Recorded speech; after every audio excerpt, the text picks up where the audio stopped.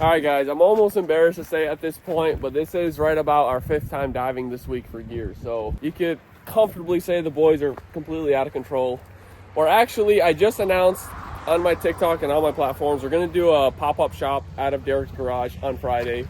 It's going to be part of this YouTube video, so if you stick around, you'll see it. We're going to get suited up. We're going to go get more gear because we have estimated at least 100 people coming out to buy. So we're trying to sell out of everything.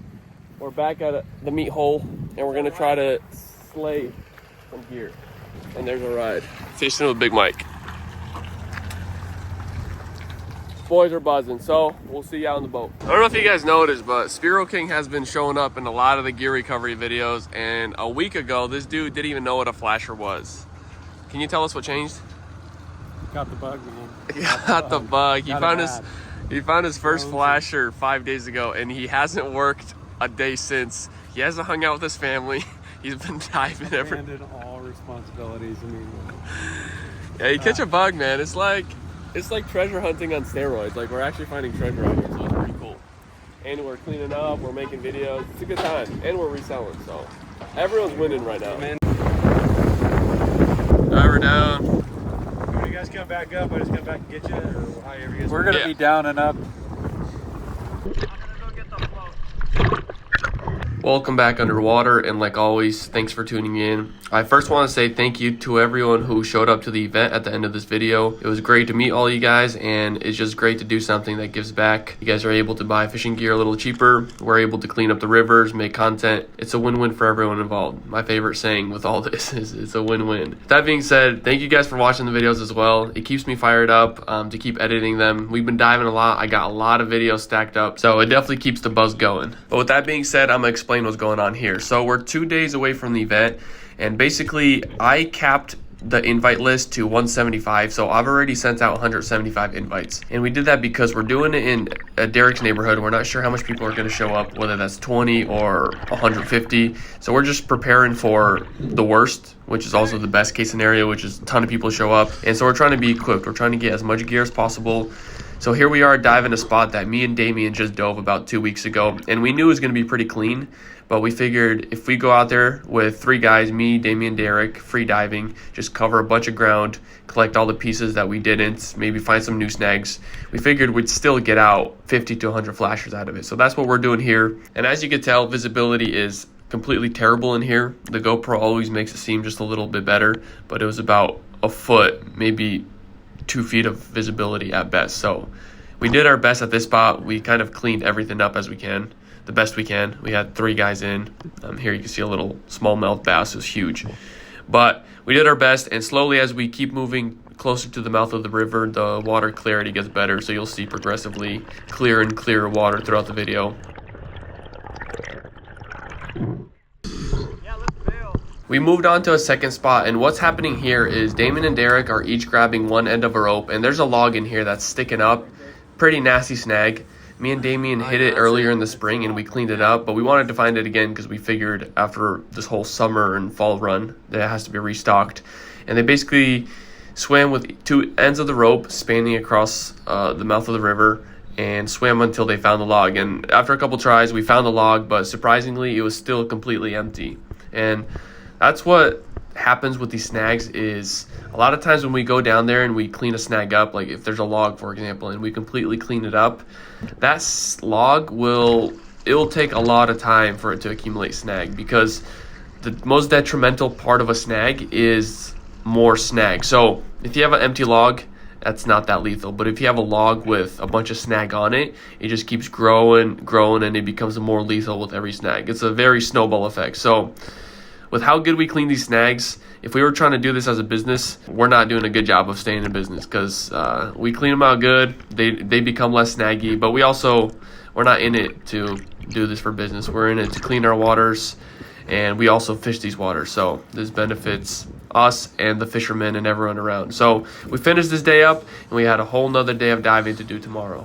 Alright guys, so yesterday we did a decent job of getting some snags out. We probably pulled, we didn't even count, but like 70 flashers out. Came home, cleaned them up, stocked up our stock, and we're looking pretty good. The event is tomorrow, and we're gonna go out one more time today and try to get as much more gear as possible. We'll see you guys out on the water. Yeah, let the Zodiac rip.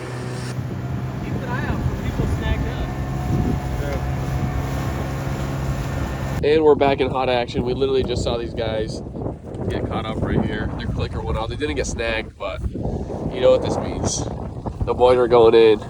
We're going hot today. We're trying to get serious numbers today. We got the big event tomorrow. The boys are not looking to play around. We're divers in. We're live boating it. We're in competition mode. Everybody counts their own flashers. Diver in, diver in. Go, go, go, go, go. The current is ripping right now, so we dropped them off a little upstream, and we're gonna be doing little live boat drops. That's what we like to see. We like to see chrome hitting the boat. We got 3 flashers off that first dive, and we're right over Damien. There he is. Nice. What's going on, pal? It's funny, there's a seal somewhere around here. He just popped his head up right here, and he was just right here, and we got divers right there. So he's about to pop up somewhere else. I'll try to catch him. Where you at, big boy? All right, we anchored up. I'm about to hop in the water and join the boys, and we're gonna hit this spot. This spot's a little more loaded. It has a couple things on it, so gonna hop in and see what we can find. In my previous video, I talked about using this voiceover time where we're diving and I'm just speaking over the video about what we see, what we encounter, etc.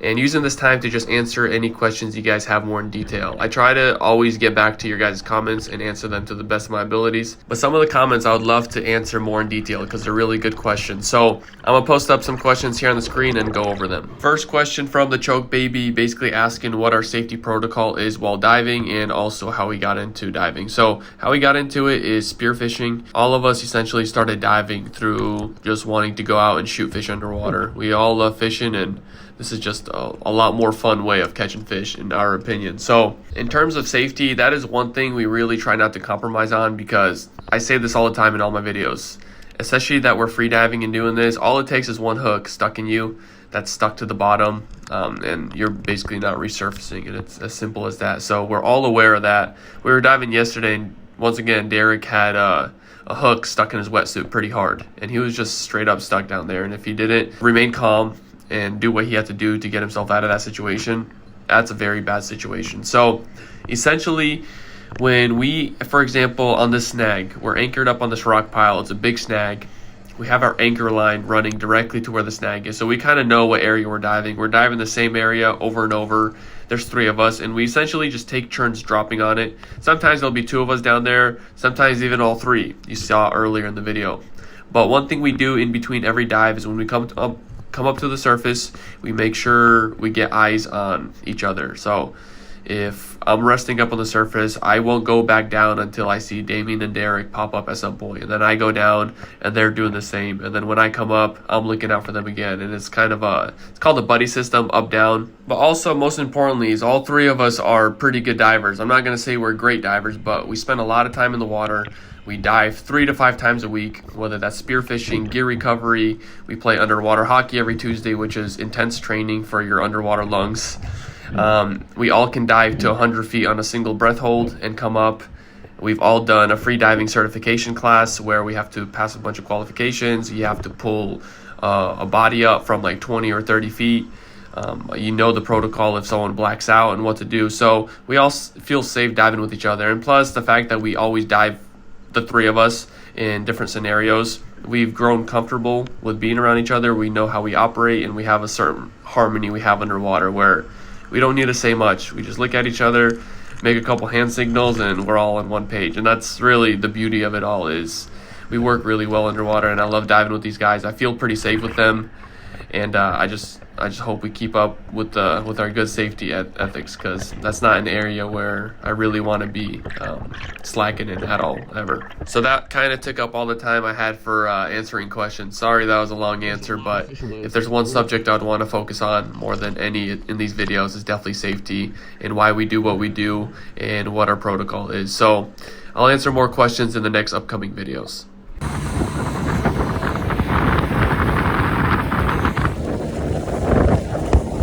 We're inside the river. The boys are taking a couple more drops. There's a couple more spots we've been wanting to hit. The sun is setting over there, if it hasn't set already, and we're out of here. Tomorrow's a big event, so we're gonna clean up some of this gear tonight.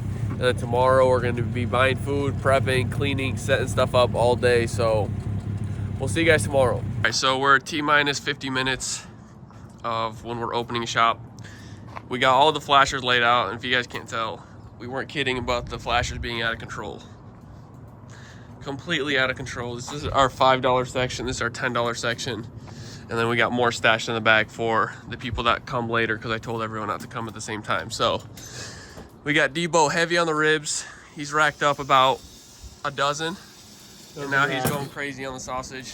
Racks on racks. We got Salty Dogs doing what he does best.